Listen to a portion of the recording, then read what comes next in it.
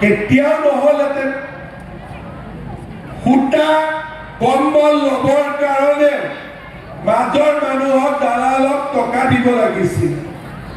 আজি আমাৰ অসমত পৰিৱৰ্তন হ'ল, এফালৰ পৰা এফালে উন্নতি হ'ল, দৰিদ্ৰ দুখীয়া মানুহ আগবাঢ়ি যোৱাৰ সুবিধা পালে আৰু আমাৰ ৰাজ্যখন আজি দ্ৰুত উন্নয়নৰ ফালে গতি কৰিলে।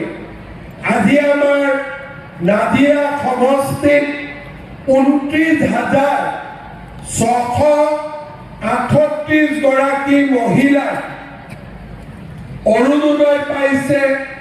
26,000 মহিলা লাখপতি বাইদেউৰ সুবিধা পাইছে। 1,808 গৰাকী ছোৱালীয়ে নিযুত মইনা আঁচনি পাইছে। 16 তাৰিখে বিধানসভাৰ অধিৱেশন আছে। তাৰ পিছতে ছোৱালীবিলাকক যেনেকৈ আমি কলেজত পঢ়িবৰ কাৰণে মাহত টকা দিছো, এতিয়া আমি ল'ৰাবিলাককো কলেজত পঢ়িবৰ কাৰণে মাহত এই আঁচনিখন আমি 10,000 টকাৰে আৰম্ভ কৰিছো। আমি আৰু চলাই থাকিব লাগিব আৰু মহিলাসকলক আমি আৰু সুবিধা দিব লাগিব।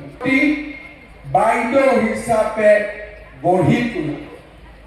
আপোনালোকে চাব, এখন ঘৰত মহিলাগৰাকীয়ে যেতিয়া উপাৰ্জন কৰে, ঘৰত মহিলাগৰাকীৰ সন্মান বৃদ্ধি পায়।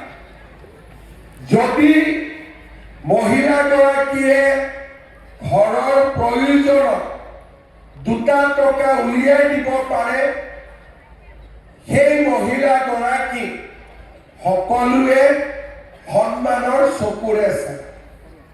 ৰাতিপুৱা কেইটা বজাত আহিলে? কেইটাত? বাইদেউ ক'লে 5টাত। এইফালে কেইটাত ক'লে? 5টাত। আচ্ছা, 6টা বজাত অহা কোন কোন আছে? নাইয়ে মানে। এতিয়া আচল কথাটো চাওঁ, অহা কোন কোন আছে? বাপৰে,